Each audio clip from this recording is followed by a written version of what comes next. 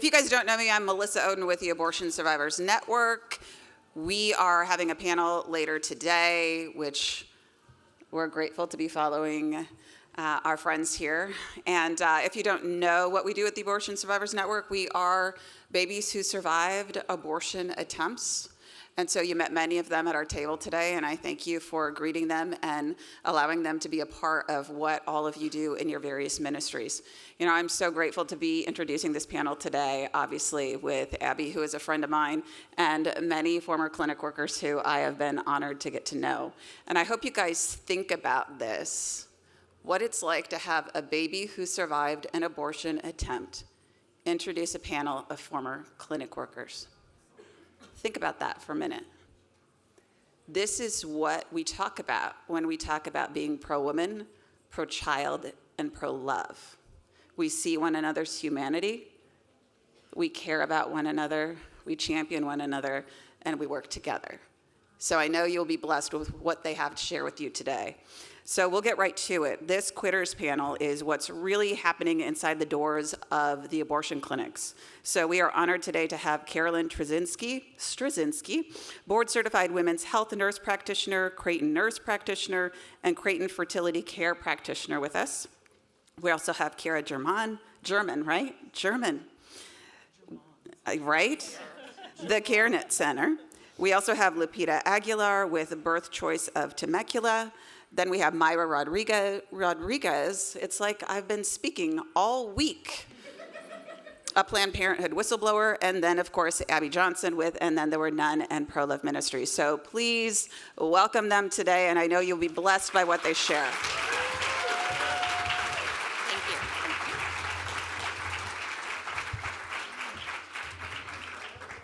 All right, guys. Well, howdy. Thank you for being here and packing this place out. We need to be on the main stage next year, right? In a breakout? Yeah? Okay, yeah, totally. Okay.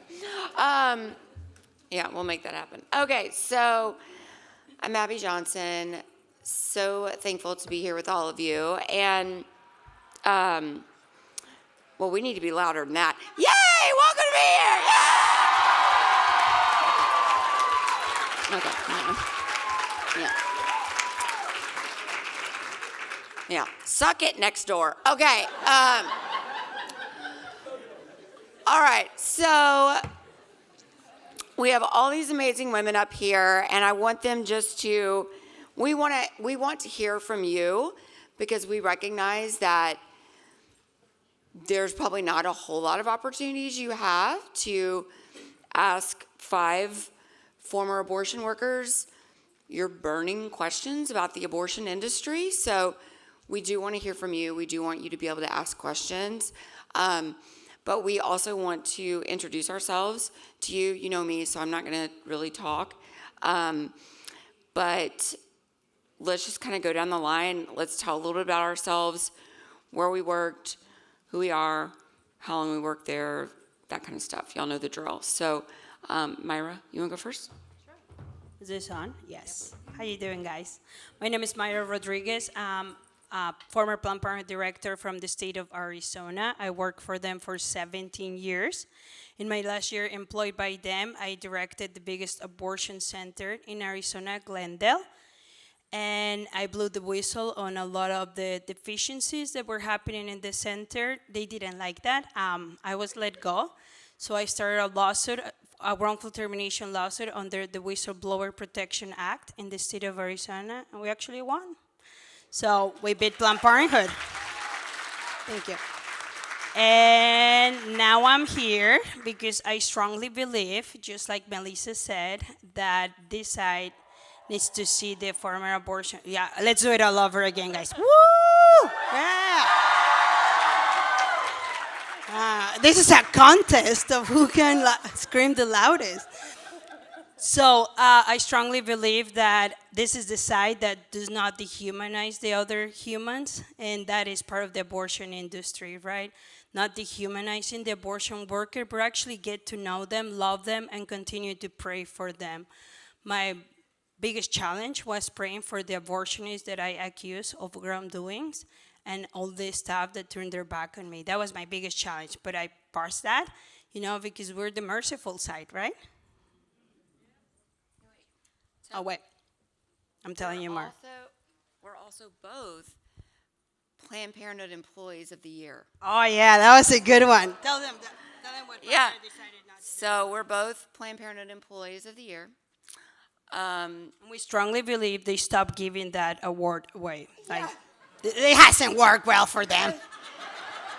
Every Planned Parenthood Employee of the Year seems to become pro-life. So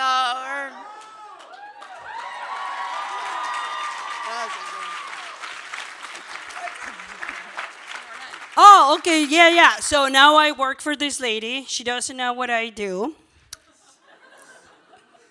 I'm just kidding. She knows.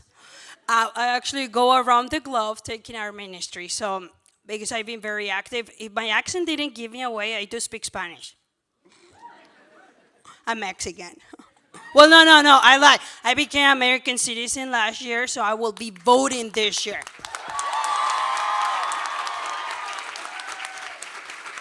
So, because I speak Spanish and I get to go to other parts of the world where they don't hate me for being brown.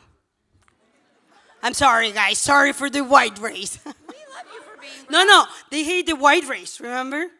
You're hated in other parts of the world. Oh, there we go. No, what I'm saying is that in other parts of the world where they don't hate the American people so much, no, where they welcome the Hispanics a lot, right? So we're starting to bring our ministry to other parts of the world globally to help other former abortion workers there heal and leave the industry. So that's my job. My job is to connect with places that are willing to help people the way so many of you have helped them here in the United States, because we have the best pro-life movement in the world. I'm going to say that. I have traveled, guys. I can tell you.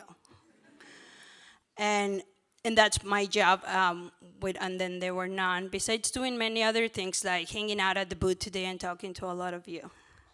We're international, baby. Yes, we are. It's going to be hard to top that one, but my name is Kara. I'm also a former Planned Parenthood employee. I was not Employee of the Year. I don't know if that's good or bad. I don't know what that means, but it is true. Most Planned Parenthood employees, I feel like, choose life eventually, so thank God for that.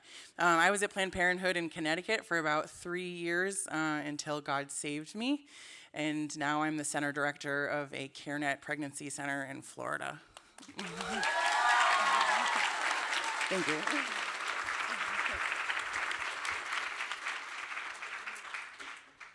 I'm Caroline Straczynski, and I started out in a private clinic as a recovery room nurse, and then went on to work for Planned Parenthood for about 15 years. In that time, I went from nurse, HIV counselor, STD examiner, to women's health nurse practitioner, and then I became a mom, I became a Christian, and I started to see things through a different lens, and I resigned. And I was lead clinician, and I think I was Employee of the Month, at least once.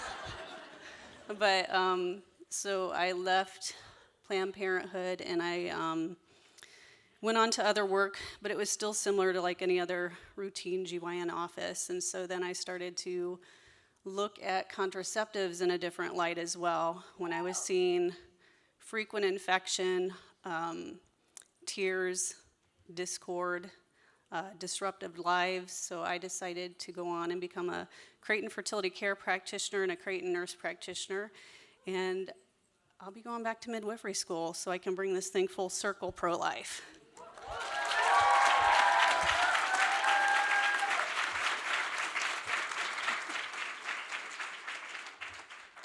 Well, hello, everybody. My name is Lupita Aguilar. I'm from Southern California. There, I, fortunately, I was working for Family Planning Associates for about 3.5 years as an ultrasound technician.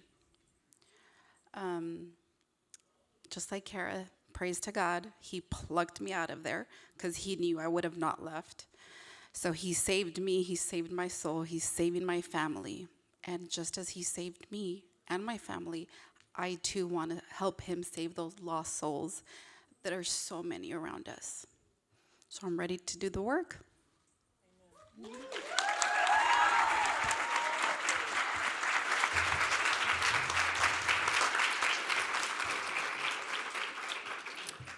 Okay, so who wants to tell everyone about, like, what do you think is one of the biggest lies that the abortion industry is telling women from your insider perspective? Go ahead. I would say that it's a quick fix. That if you get an abortion, your life will just go right back to normal. Your life will never go back to normal. The pregnancy in your womb can never be undone. Whether you continue on as a parent or you terminate the pregnancy, you will always be a parent. And so the abortion clinics likes to tell you that it's just easy. An unplanned pregnancy is something that can just be easily undone, but they don't inform their clients and patients of the years and years and years of physical, emotional, and spiritual damage that comes along with that. Yeah. Anybody else have anything? Similar to what Kara said, I just think the whole piece about not having any regret, there seems to be a bit of a timeline, and this is just me speaking from my clinical practice, but maybe in the first 5 years, especially if she's a student, she's pursuing her career, so maybe she's somewhat distracted. But then it seems like when the 10-year mark comes along, and I'm doing those histories and seeing those ladies, like maybe they're trying to start a family or what have you. And by the way, 1 in 5 couples struggle with infertility. A lot of people don't know that. We focus so much on unintended pregnancy, but there's a whole group of people trying to conceive. But there is this regret that happens at about the 10-year mark when they're trying to like build a family or seeing others build families around them. So society's we're a little off when you think about it, because yes, we want women educated, we want men educated, we want people to pursue their dreams, but to think that you can't do it without abortion is pretty wrong. And to consider that we're not becoming any more fertile as we get older, you need to take that into consideration as well. I think to me the biggest lie that I sold the client for 16 years while working on the non-abortion facility was telling them that abortion was safer than carrying a pregnancy to full term. That's the one that when I became the director and realized that was not true, that I was telling lies, that was the biggest lie, telling them it's safer for you to have an abortion than have the baby. Yeah. So I think if, you guys, you're seeing it on social media, you're also seeing it in just TV shows, movies. Abortion is portrayed as normal, right? But it's really portrayed as 3 things. It's portrayed as bloodless, painless, and sterile. I watched a clip from a TV show, I don't even know if it's still on, but a TV show called Scandal. And it was a clip of a woman, the main character, having an abortion on Christmas Eve. And we did perform abortions on Christmas Eve. We performed abortions all holidays and all kinds of days. But she was having an abortion on Christmas Eve. She's in this what looks like hospital type of room, having this first trimester abortion. And in the background, Silent Night is playing while she's having this abortion. You watch movies, what was that movie called? That one. What was it called? Never, maybe, sometimes, always. Okay. That, she goes into the abortion clinic, and it's this awesome looking abortion clinic, right? Abortion is made to seem like it is this empowering, amazing, seamless, easy procedure with no consequences, and it's done in these pristine, amazing facilities that are so clean by all, well-educated, medically qualified staff. Okay? So, question for the panel. Is abortion bloodless? No, definitely no. I mean, the amount of blood that some of those patients lose, especially on the abortion pill, right? Getting those phone calls in the middle of the night and saying, I have gone to 4 pads in less than an hour. They're all soaking wet, and I cannot stop bleeding. You know, watching the amount of blood get suctioned by the aspiration machine and jars at the end of the day of blood, it is not bloodless. And especially when you watch the puzzle of the baby part in a tray being put together to throw in a Ziploc bag. It's not bloodless. Yeah, absolutely not bloodless. I just remember chuck after chuck after chuck that we had to throw on the floor to soak up because she was hemorrhaging or simply just because she was bleeding a lot. I remember having to do an ultrasound right after the procedure, a transvaginal ultrasound. So my probe, although it had protection, it was still absolutely bloody when it came out. And even just with that, it's like as if it created a suction where more blood came out, right? So it's just like these pools of blood. And in the OR room, these surgeons, these nurses scrub up. They put on their booties, they put on their hats. They're protected. We're not. All we had was our scrubs. That's it. We didn't have anything to protect us from any bloodborne pathogens that maybe this gal could have been carrying. So, yeah, sorry, this is my first time ever speaking, so it can trigger a few things. It's going to be pretty raw for me.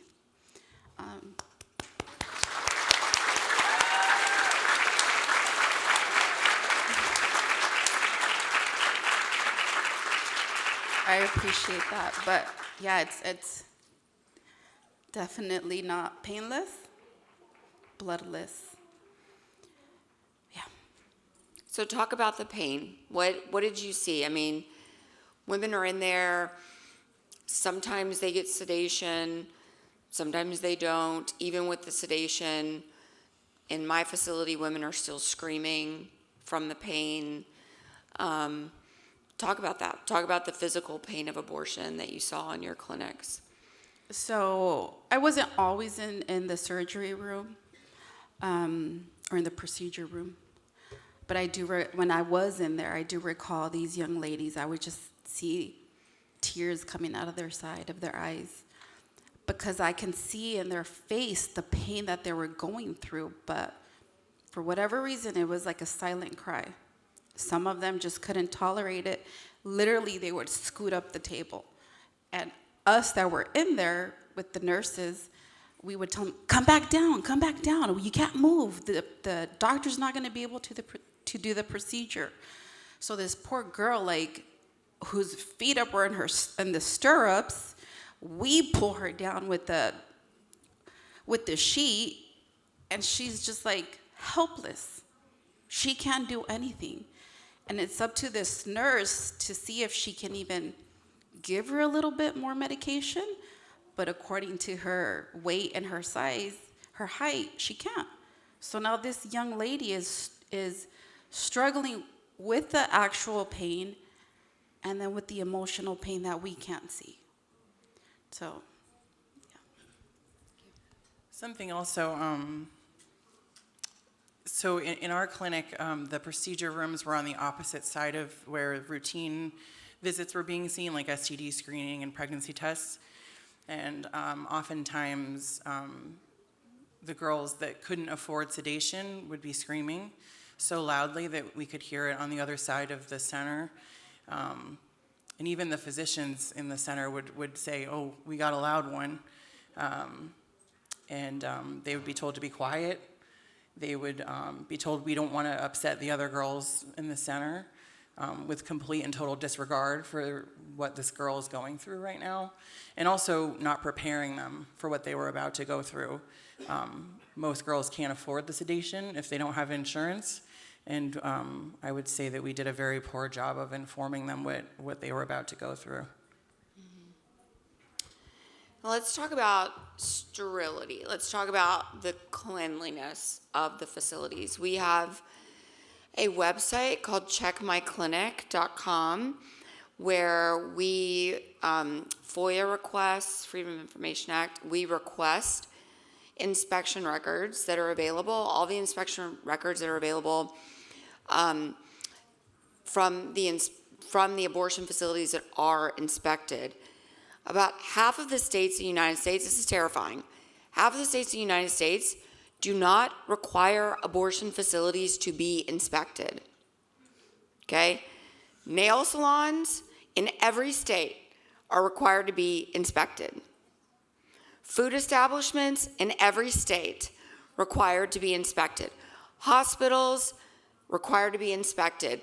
Tanning salons, every state required to be inspected. Tattoo parlors, piercing studios, every state required to be inspected. But in about half the states in the United States, abortion facilities, these facilities that are performing surgical procedures on women, are not required to have any kind of inspection. Okay? But the ones that are, those inspection reports are supposed to be available to the public. Sometimes they make it very difficult for us to get them. They're not supposed to, but sometimes we have to get attorneys involved to get the inspection reports that are supposed to be available for public access. When they make it difficult, we know that it's because they have a failure and they don't want the public to see it. Particularly in New York, they make it very difficult. But we have received all of those, and we have them up on a website, checkmyclinic.com, and you can see those things, guys. There are facilities that have failed their inspection every single year for 5 years or more, and these facilities are still open. They're not properly sterilizing instruments that are going into the bodies of women, from women to woman. They're not properly sterilizing the instruments.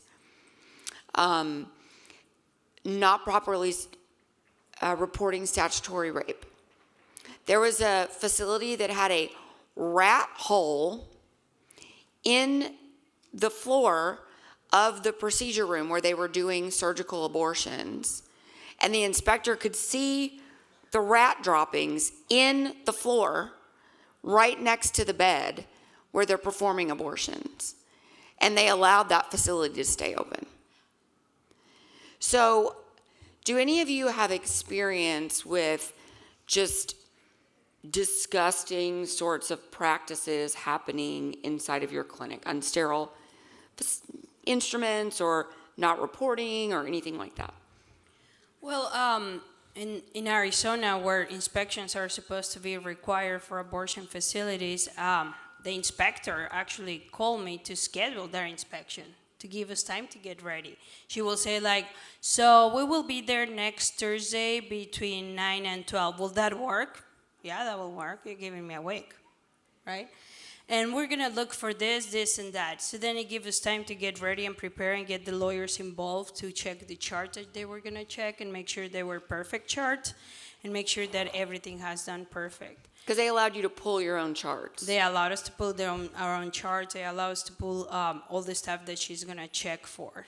And obviously, it's the moment to inspect and hide away what they're not supposed to see. So that was shocking to me as an abortion director, because when I run the facilities that were non-abortion, she showed up whenever she wanted to. She never scheduled them with me. So I was shocking to see that in an abortion facility, she will schedule that inspection. Yeah. All right, so we want to open up the floor to you guys. We have about 30 minutes left, so we want to take time to answer questions that you might have. So if you have a question, please just line up in the center aisle, and we will answer those questions one at a time. Hi, Dr. Monique. Hey guys, I love all of y'all so much. I'm Dr. Monique Ribeiro, pro-life OBGYN. The one thing I get the privilege of leading 40 Days for Life outside of the downtown Philadelphia abortion centers. And we've always heard from Abby, from other abortion workers, that when there are people praying outside, that the numbers go down. And sometimes it's hard to see that because we just keep seeing this steady stream of people going in. And so if you guys could just give us a little bit of information of what you're seeing on the inside when there are people who are peacefully, lovingly praying outside.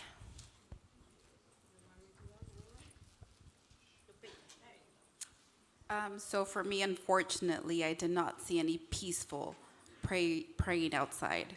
It was a lot, you murderers, you guys are all going to hell, this kind of stuff. So it was sad that I actually didn't get to experience that or see that. So our numbers would not decline. They were pretty consistent.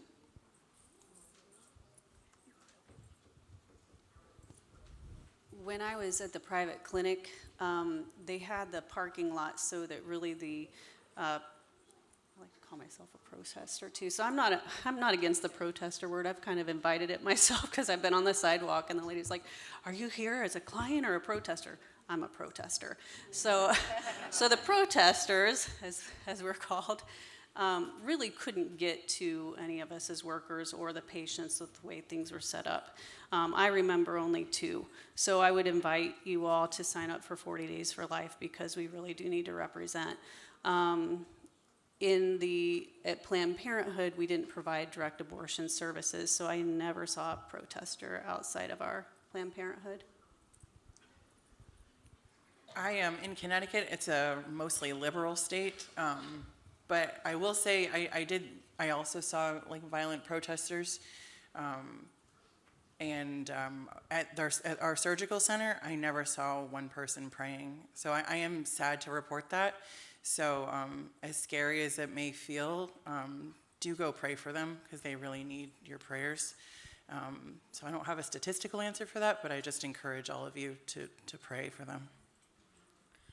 Yeah, in my case, I did see a lot, especially this lady that has been praying since Roe v. Wade in 1973. She's known all through the United States because her husband was famous baseball player.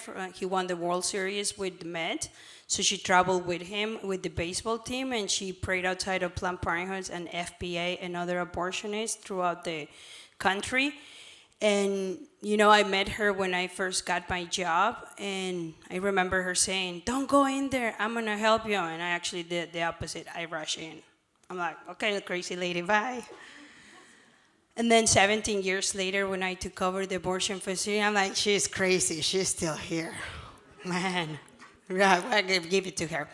But I remember that at the beginning, she would be like, "I'm praying for you, Myra." And I was like, "Well, you don't need to. I don't need your prayers. Go pray for your family. That's what you should be." Really rude. And eventually, as I started seeing what I was seeing, I started softening up to the point that we became friendly. Now we're great friends. I see her once a month. We have lunch. I am here thanks to the prayers of all the people on the sidewalk, and I saw many patients turn away, many employees not start their job because of those people on the sidewalk.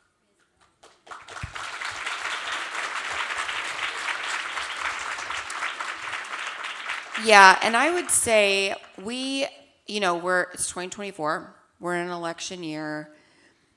You know, we're in a movement that focuses a lot on politics. And I'm just going to sit up here and tell you, do not put your eggs in the political basket. Just don't. The political basket will continue to fail you over and over and over again. Politicians will fail you. All of them. Because there's only so much work that a politician can do. The only person that we need to count on in this movement is Jesus Christ. And He is the one that is warring this battle for us. He is the one that is fighting this battle for us. But he needs us to be his hands and feet. And so if you are constantly waiting on, this legislative cavalry to come up over the hill to save us from abortion, guys, that's never going to happen. If there is one thing that you should have learned from the overturn of Roe, is that legislation is not going to save us on this issue. Every single battle initiative that has come forward at the state level after Roe has been overturned has failed. Because politics is not going to save us. Changing hearts and minds is going to save us. And eventually, if we change hearts and minds, maybe we can get the law to come around. Maybe. But we have got to change hearts and minds. We have got to start saving babies on the front line. And how do you do that? You've got to be there where these abortions are taking place. Abortions are not taking place in the White House. And they're not taking place in the halls of Congress. They're not taking place in your state capitol. They're taking place in your communities, in abortion facilities, right down the roads from where some of you live. That is where you need to be. That's where your hearts need to be. Volunteer in those pregnancy centers in your communities. Go out to those abortion facilities. That's where you need to put your focus. Who cares what a politician says? They're lying to you probably. Politicians have raised a ton of money off the backs of aborted babies. Don't believe them. Believe what the Word of God says. Believe what Christ is telling you to do. He is telling you to go and stand up for the least of these. Go out to where these abortions are taking place and take your stand in the name of Jesus.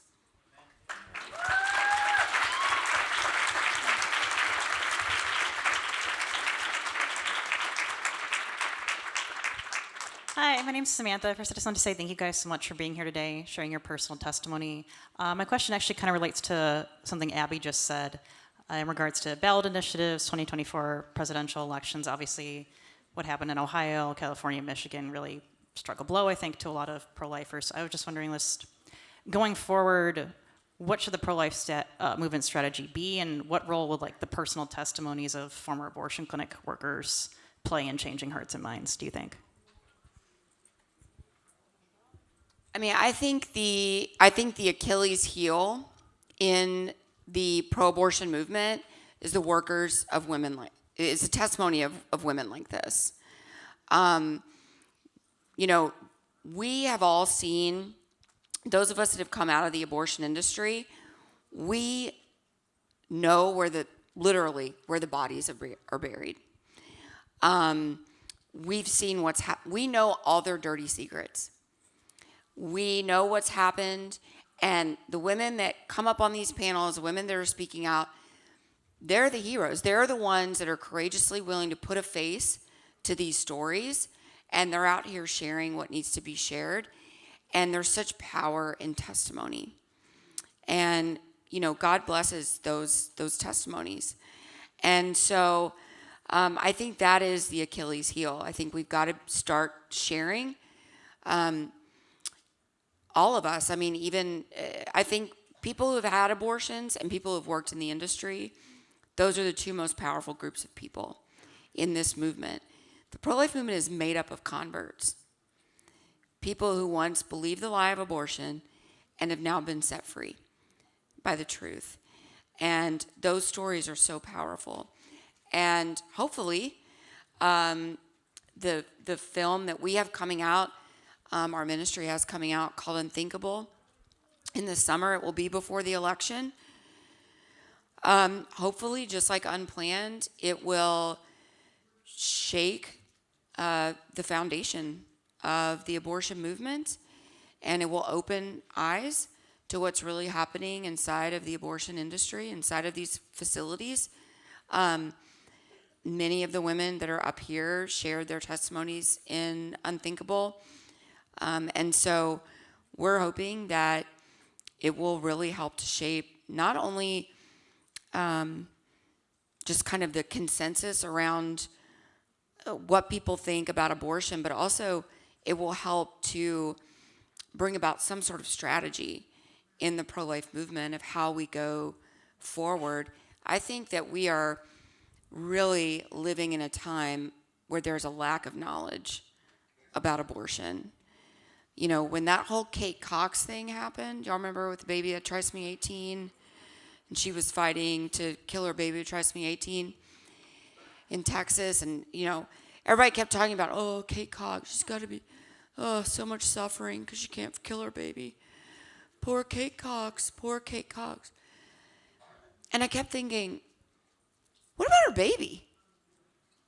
Poor 22-week-old baby that is going to be literally torn limb from limb in his mother's womb. That is suffering. That is real suffering. But every single journalist that contacted me and asked me to give a story about that, asked me to give a quote about that story, I ask every single journalist, do you know how a 22-week-old baby is killed? Not one of them knew. We have got to get back to some basic, very basic education about prenatal development, what happens in the womb, and abortion. Just basic education about abortion. In fact, our intern, Emily, wherever she is, Emily, she did just like a video on TikTok. Like we do all kinds of cool videos on TikTok. She did on TikTok about basic prenatal development, like a baby's heartbeat, 21 days post-conception, whatever. It went totally viral, millions of views. Like we can do the craziest stuff on TikTok that I'm like, this is totally gonna blow up. And it gets 200 views. She did this just very simple, basic fetal development thing, and it millions of views. People are desperate for this information. They are desperate for the truth. They're desperate for this education, and you guys are the people that need to be getting this education out to the public. That is what changes minds. Information is power.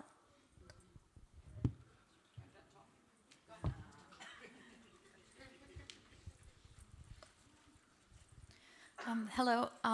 Thank you so much for being here again. We're so lucky to be able to be in to hear your stories, and thank you for all the goodness that you've done. My name's Allison. I'm from Michigan. My question for you is, you mentioned, Mrs. Johnson, you mentioned briefly how the media portrays abortion and aftercare, and it reminded me in particular of a film that came out a couple years ago called, I believe it was Unpregnant. And one scene that struck me in particular was the quote-unquote aftercare, I guess you could call it, after the abortion, how they were like, it almost looked like a spa day. How would you describe how women are treated after an abortion in like a typical Planned Parenthood environment? Do they get that kind of care, and do they receive any kind of like mental health help or therapy? So we can all kind of speak to that, but in my clinic, they had 15 minutes if they were not sedated to suck it up and get out of the clinic. They were given either juice or water, whatever they chose, a little Dixie cup of juice or water, and 2 saltine crackers. And they had 15 minutes if they did not get sedation. They had 20 minutes if they did. If they were crying, didn't matter. They had to dry their tears and be out in 20 minutes. Because we had too many people coming through, and we needed that recliner for another patient. So there was no like extra care given. There was no like, oh, let's talk about it. No. They had to get out. That's the way it was in our facility. We had no aftercare referrals, no mental health referrals, none of that. Because you are going to be fine after your abortion. Certainly. You're not going to have any regret. You're not going to feel sad. You're going to be totally fine. And you are only going to feel relief. So why would you need any mental health referrals? So being in the recovery room, everybody does cry. I mean, I guess I shouldn't say everybody, because I guess there's always that rare person. But in my experience, I don't remember anybody who didn't cry. You have such a shift in dynamics when your body goes from being pregnant to no longer pregnant. It's fast. And it's faster than I think some of these people even expect it to be. And there's not much time to think about it, because it is one of those things where we're doing Okay, ensuring that someone isn't hemorrhaging, because of course that needs further care. Sometimes the women have to go back in for another surgical procedure. Vital signs, like Abby said, a little snack. We're doing a pad check. We're doing some brief aftercare as far as what to look out for infection, or if you are in a hemorrhaging situation. And it is like, it's a rotation. It's out the door. An abortion is like every 5 minutes. In the recovery room, I had all these. Nobody was separated. It was chaise lounges, and everybody was there, and I could educate a group of women at a time, and then we would exit them. And it's a quick turnover. It's fast. They schedule a lot of people on an abortion day.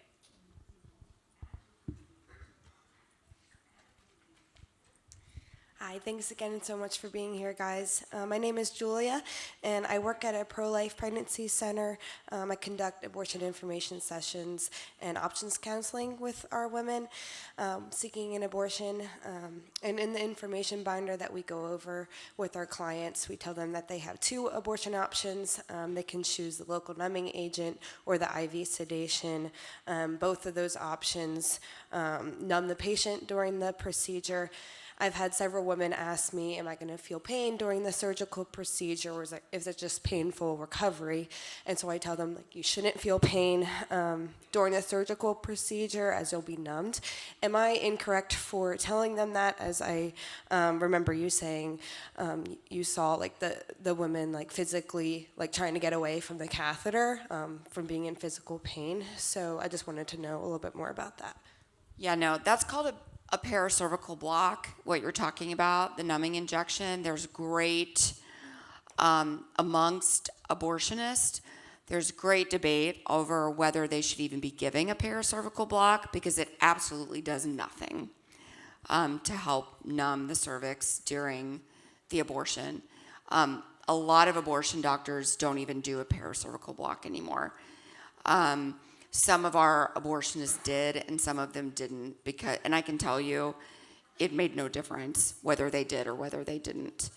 The cervix has one type of pain, and it's cramping.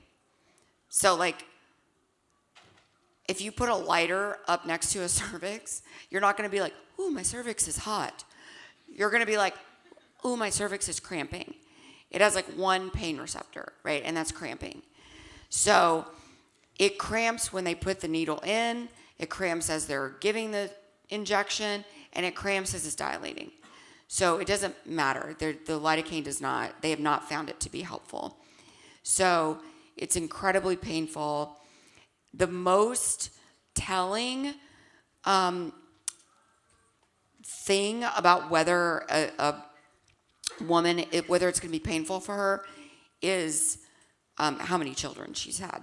So a woman that's had many children, generally her cervix is not green. It's more pliable, it's softer. So it's probably not going to be as difficult for her. But a woman who's never had children, her cervix is never dilated, her cervix is still green, that's going to be very difficult for her in general. That's not always the case. But yeah, I would absolutely not tell women that the paracervical block stops the pain. And the sedation does not stop the pain. The only reason they give them the sedation, most commonly, they give them a combination of fentanyl or Versed in the IV. They give it to them orally. They usually give them Valium. The only reason they do that is because that medication provides an amnesic effect. It's not for pain. It's because it provides an amnesic effect so the women won't remember what took place in the room. Caroline can talk more about this. She's the actual medical person. Well, she took my words. But, so yeah, I mean, no, I've never seen a patient go through, did you do doula work in the, okay, so she could talk about her role and what she experienced with the doula piece, but I never saw a patient who came through and was just like, no big deal. Never. I mean, it's crampy. It has to be. There's a prostaglandin release. So the IV sedation, yeah, it just helps them be kind of just floating along, but they still feel pain, but then they forget about it later. You're thinking like the lidocaine? The lidocaine in the cervix? Yeah. So like when you go to the... It's a combination of a couple things. So think like when you go to the dentist and they numb your tooth, it's a local, but the uterus has 3 muscles, and it's cramping back down to size. So you're not numbing the uterus. Right, and I'm sorry, y'all. The most painful part of the abortion is actually not the dilation. The most painful part is when they're actually doing the suction, when they're sucking the baby out. That's the most painful part. That's when the women are screaming, is when the suction turns on and the suction starts. That's when the women start screaming. So it's the actual suction. You can't numb the cervix. I mean, you can't numb the uterus. You can try to numb the cervix, even though it doesn't work. But the uterus is not going to be numb. And that's what's really painful for them. Thank you so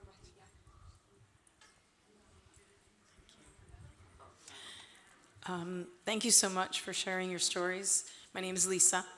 I'm just wondering if any of you, I know Abby's story of when you, well, I saw the movie. I read your book. But anyway, was it a gradual realization or a sudden seeing the light when you decide, I've got to get out of here, I've got to stop? If any of you would like to tell your story. Mine was sudden. I was in the midst of doing the training for the Nexplanon implant. It's a contraceptive implant that goes in the arm. So I had gone to one of our sister affiliates because, like I said, our Planned Parenthood that I worked for didn't do a direct abortion services. But we had been merging in the state of Ohio, and so I went to one of the sister affiliates to do the training. And so it had been about a decade since I'd been in direct abortion care, and I found myself conflicted en route to the abortion clinic to do those procedures. And then when I went into the abortion clinic, seeing the ladies, I no longer just saw the woman and her circumstance, I saw the life within and the generational impact. And talk about lost. Here I am in the midst of this. I prayed, because I felt like that was the only thing I could do. God's presence was palpable. I walked through and I heard and saw things, and those are details I don't share. Very, very close few people know those, so they won't be coming out. I'm sorry, I'm not going to share that with you. But I saw some things, unthinkables coming out. You'll see much more. You can get the gist of things with that one. But I never did any of the procedures. I looked at my manager and I said, I've seen enough and it's time for me to go. So I knew at that moment I would be resigning from Planned Parenthood without a plan. You know, I knew that that was going to happen. On the ride home, even more details came out. I learned that the manager's meeting was about quotas. And I learned that, you know, I had asked, are the quotas going down? Because I'm thinking I'm doing this great service of contracepting the world, right? And so these numbers and quotas are going to go down. We're going to put ourselves out of business. No, the goal is for the quotas to go up. I'm like, how can anybody be behind that? I don't care how pro-choice you are. To expect women to go through abortion and have quotas go up, that's insane. Mine, I guess you can say, was both. It was sudden and then gradual. But because I was terminated from the clinic, it was sudden, right? I had to leave. That was it. That was in October of 2018. December 2018, I had my encounter with Jesus. But it was about a 4-year journey to come to the light and really see this pro-life. That pro-choice wasn't really a choice, because I would often think to myself, is abortion really that bad? You know, like, I know I stayed in the industry because I didn't value my own life. I did not love myself. I had a lot of issues in life, and I thought to myself, well, if this baby can be saved from all of this hurt in this world, it's better for that baby. So the Lord was gracious with me. He walked alongside me, and he showed me, and now I'm really here wanting to save the mother, the father, and the baby.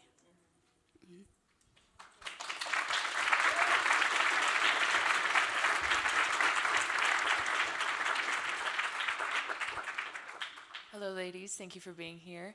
So I wanted to ask, what can we do as citizens to ensure that these abortion clinics do get sufficiently inspected so that we can properly shut them down lawfully? Oh, well,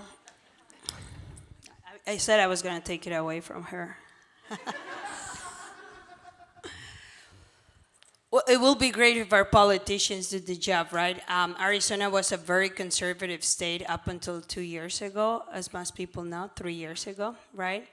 And I can tell you that we had very tough laws in our state and still don't want to enforce them, right? Unfortunately, all these ballot measures that are coming in all those conservative states are actually telling them that an abortion facility no longer will need to be inspected. So we're going to the opposite direction. So most of the ballot measures that are passing in this state said that they're reducing inspections on abortion facilities. So it will go back to our fate. It's on politicians for this case. It's on passing legislations that will not only encourage but enforce these inspections. Anyone else? Yeah, I mean, it's a state issue. And we have, a lot of us have crappy state politicians. And even in Texas, where we have a lot of good ones, it's up to the Department of State Health Services, it's up to DSHS. So if DSHS isn't going to do their job, like they can go in and inspect like they do in Texas, but then nothing gets done. So like over and over again in Texas, we have the same clinics failing their inspections, but there's no penalty for it. And that's the problem with the law. So if you have a law, but there's no penalty, it's just words on paper. And that's how the majority of our pro-life laws are. There has to be a penalty for breaking the law.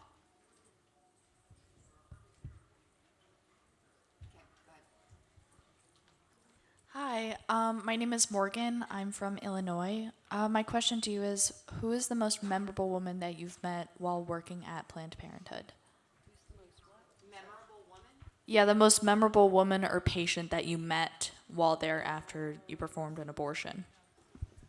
There's always one. And this is a very, very tough, tender question that you've asked. So I had a young lady who was 15 weeks. This was when I was at the private clinic working as a recovery room nurse. She was 15 years old, I'm sorry. And she had come back a couple times over 2 weeks, and she was 19 weeks along. And I'll just never forget that baby. And when we go through the, and then there were on healing retreats, some of what we do is some mental health for ourselves. In abortion, anybody who's worked in the abortion industry and comes out, especially if they go pro-life, I would say, especially if you have any sort of faith foundation, you know, leading you a moral compass, and you start to see things through a different lens, you're going to need some TLC yourself to heal.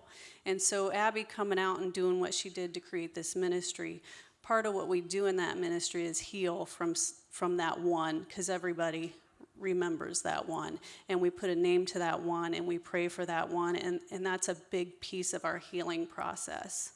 So yeah, that's a tender question. That's okay. I've been doing this a while, so I can hang, but. In my case, there's lots of them.